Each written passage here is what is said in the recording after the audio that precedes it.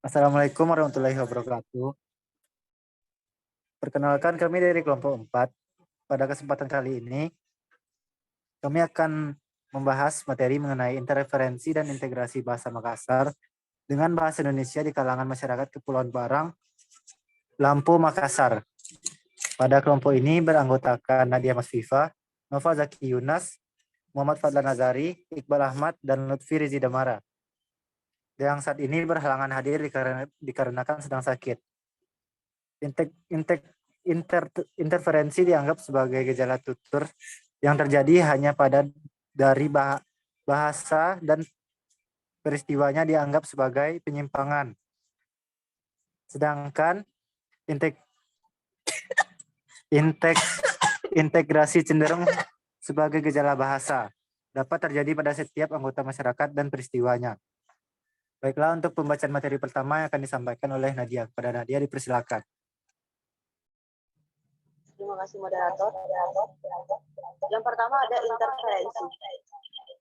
Al-Wasilah mengatakan interferensi berarti adanya saling pengaruh antar bahasa. Rumusan yang hampir sama dinyatakan oleh Lado dan Suyono pada tahun 1979 bahwa pengaruh antar bahasa itu dapat juga berupa pengaruh kebiasaan dari bahasa pertama atau bahasa ibu yang sudah dikuasai penutur ke dalam bahasa kedua. Jenis interferensi ada yang pertama menurut Wenrich tahun 1953 yaitu pemindahan unsur dari satu bahasa ke bahasa lain. Yang kedua, perubahan fungsi dan kategori unsur karena proses pemindahan. Yang ketiga, penerapan unsur-unsur yang tidak berlaku pada bahasa kedua ke dalam bahasa pertama. Yang keempat, pengabaian struktur bahasa kedua karena tidak terdapatnya padanan pada bahasa pertama. Dikembalikan kepada moderator. Baiklah, untuk pembacaan materi selanjutnya yang akan disampaikan oleh saya sendiri. Interferensi dalam bidang fonologi. Bila kita rujuk kembali pendapat Wrenches yang menyebutkan adanya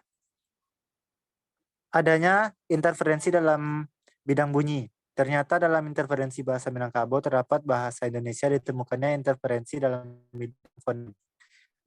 bidang bunyi atau fonetik. Akan tetapi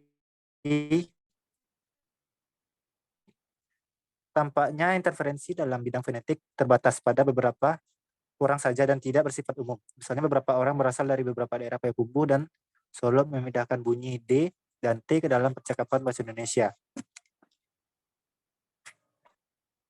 Interferensi dalam bidang leksial.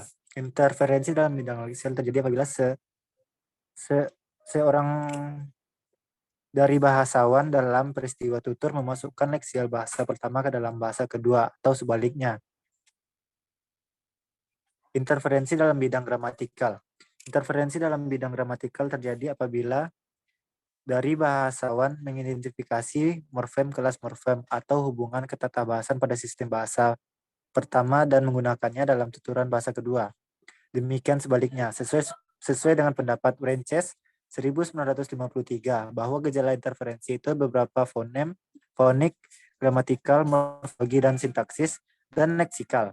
Jadi, interferensi yang terjadi pada bidang morfologi dan sintaksis dimasukkan ke dalam bidang gramatikal.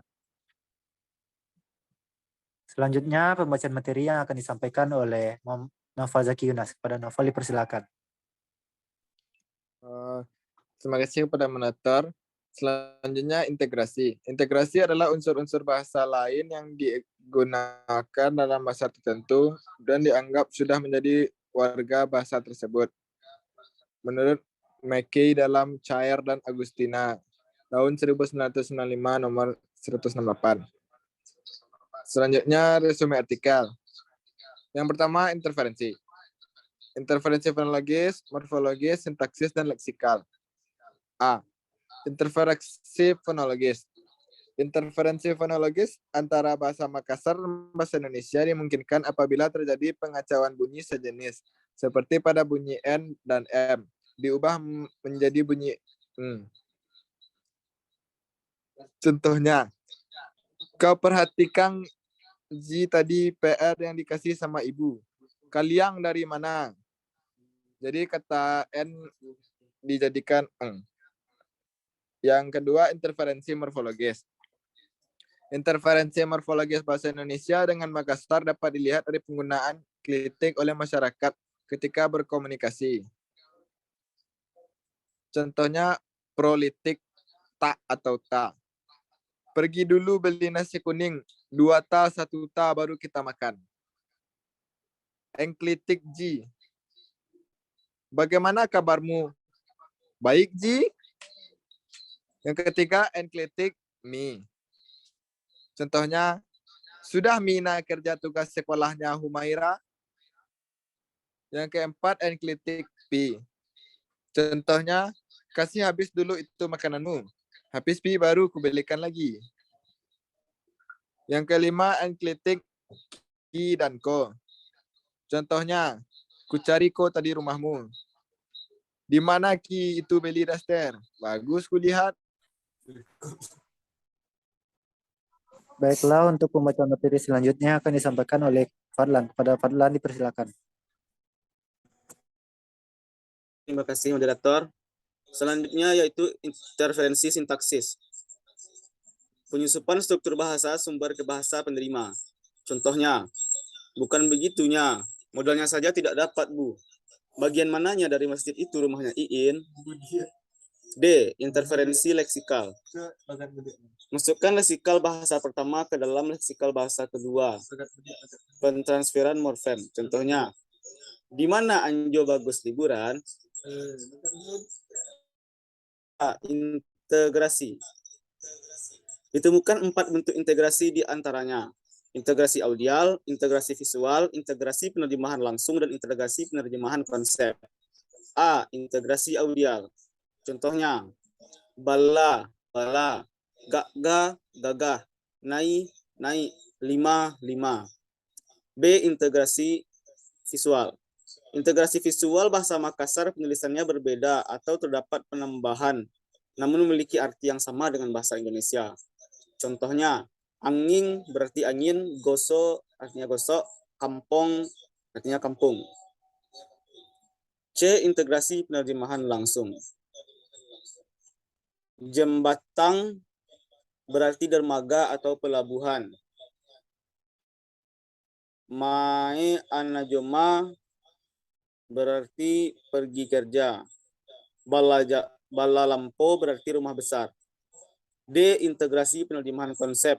Contohnya, tuk guru berarti jatuh, ipare bunare berarti ipar laki-laki. Oke, sekian saya kembalikan kepada moderator. Terima kasih. Baik, dengan berakhirnya penyampaian materi yang disampaikan oleh Fadlan tadi, maka berakhir pula hasil presentasi kami pada kesempatan kali ini. Kami mengucapkan permohonan maaf apabila terdapat kekurangan dan kesalahan kata dalam penyampaian materi. Saya tutup. Assalamualaikum warahmatullahi wabarakatuh.